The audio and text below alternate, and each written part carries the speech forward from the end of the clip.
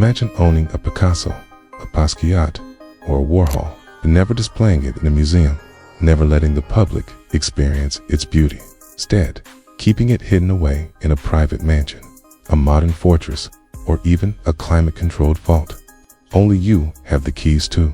Imagine standing in front of a canvas that the world has read about in art history books, that millions of people have seen in photographs. But in reality, you are the only person who can see it whenever you want, in your living room, your gallery, or your secret vault. That is the extraordinary reality of some of the most powerful tech moguls alive today. While they are publicly known for building global empires of technology companies that shape how billions communicate, shop, work, and live privately, they are building something entirely different. Hidden museums of cultural treasures, art, collections so astonishing that they rival the holdings of national galleries. And today, we are pulling back the velvet rope to glimpse that hidden world, to step into the secret art vaults of the ultra-rich tech elite, and to discover what their collections reveal not only about wealth, but also about identity, taste, and the timeless human need for beauty. When we think of Silicon Valley billionaires, we picture data centers, cloud storage, cutting-edge artificial intelligence, and rockets shooting into orbit. We imagine boardrooms full of engineers, billion-dollar valuations, IPOs, and ambitious ideas of changing the world. What we don't usually imagine is a billionaire standing quietly in front of a canvas, lost in thought, staring at the brushstrokes of a Renaissance master, or the graffiti-inspired chaos of a Basquiat, or the pop culture irony of a Warhol. Yet, this softer, more intimate side exists. Many of these titans of technology, whose lives are otherwise dominated by logic, algorithms, and hard numbers, retreat into a world of art that feels entirely different, emotional, expressive, and timeless. And it is not just a matter of status or luxury. For many of them, art is a mirror. It is a reflection of their ambitions, their insecurities, and their philosophies of life. Some are drawn to the rebelliousness of modern artists who, like them, defy the rules of their time. Others are captivated by the endurance of ancient works that survived centuries, as if to say that true legacy is not measured in quarterly profits, but in cultural permanence. And some see art as a kind of code, another system to study, another world to master, one painted not in lines of Java or Python, but in oils, acrylics, and sculpture.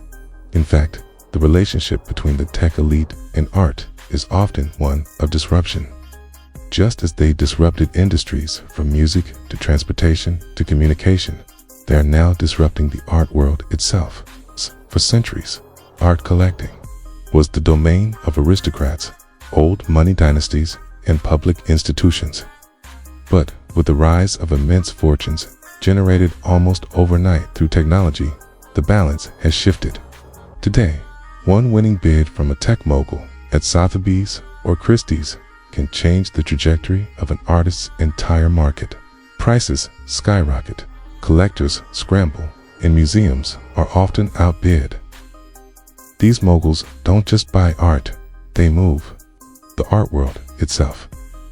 But unlike the Rockefellers or Medici of the past, the tech elite often keep their treasures far more secretive. Instead of hanging them in galleries for the world to admire, many build private museums within their homes or estates. Entire basements are transformed into climate-controlled galleries with museum-grade lighting, humidity control, and biometric security. Others send their art to free ports, massive high-security warehouses in Geneva, Luxembourg, or Singapore, where billions of dollars in masterpieces are stored tax-free, hidden from the public eye. For them, secrecy is part of the allure.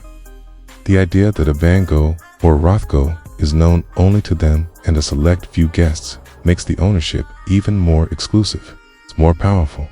And the tastes of these moguls are far from uniform.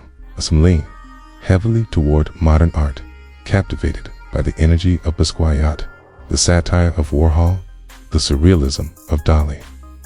Others go back to classical works, acquiring old masters that remind the world of Europe's golden ages. Still, others are fascinated by emerging contemporary voices, giving millions to young artists whose names the public may not even know yet. In this way, the collections are not just financial investments, but cultural fingerprints, each one reflecting the personality and worldview of its owner. Consider the fascination with Basquiat, one of the most sought-after modern artists. His works, filled with raw lines, chaotic layers, and cryptic symbols, reflect rebellion, disruption, and untamed creativity. It is no coincidence that many tech moguls are drawn to him. They, too, disrupted old systems, tore down traditions, and replaced them with something chaotic but transformative. In the same way, Warhol's obsession with mass production, celebrity, culture, and consumerism speaks directly to those who built empires in social media and digital advertising. His art feels like prophecy, and owning it feels like owning a mirror of modern society itself. But alongside the trophy works worth hundreds of millions, these collections often hide surprises. Sentimental pieces by lesser-known artists, personal commissions, or works that reflect a childhood memory or a cultural heritage. These details remind us that behind the billion-dollar bank accounts are human beings with personal stories, with nostalgia, with emotions that no amount of money can erase. A quiet watercolor may mean more to its owner than a record-breaking Picasso because it speaks to a chapter of their life before fame and fortune. Yet the scale of acquisition is staggering. Some moguls spend more on art in a single year than most countries spend on cultural preservation. Entire auctions are dominated by their bids. A painting that might have sold for $20 million a decade, a ghost suddenly leaps to $100 million after a tech billionaire decides they must have it. This ripple effect doesn't just reshape the art market yet, reshapes the definition of cultural value itself. Museums often find themselves outbid, unable to compete with the seemingly limitless resources of private buyers, and works that could have been displayed for millions to see instead vanish into private collections. And yet, there is a paradox. These billionaires, who have the power to buy anything, often choose art not just for display, but for introspection. For them, art is one of the few arenas left where they are not in control, where meaning is subjective, where beauty cannot be coded or automated. In the lines of a painting or the curves of a sculpture, they find something ineffable, something beyond algorithms, something that money alone cannot define. Of course, art is also a statement of legacy. Technology moves fast, platforms rise and fall, companies that dominate one decade are forgotten the next. But art endures. A painting from the 1500s still captivates us today, long after the empires of its patrons have crumbled. For a mogul who already owns the future through technology, owning the past and the eternal through art is the ultimate completion of power. It is not only wealth, but permanence, a way of saying, I, too, will be remembered in the same breath as these works. Some even go further, commissioning art directly from living artists, ensuring that their names will forever be tied to the cultural record.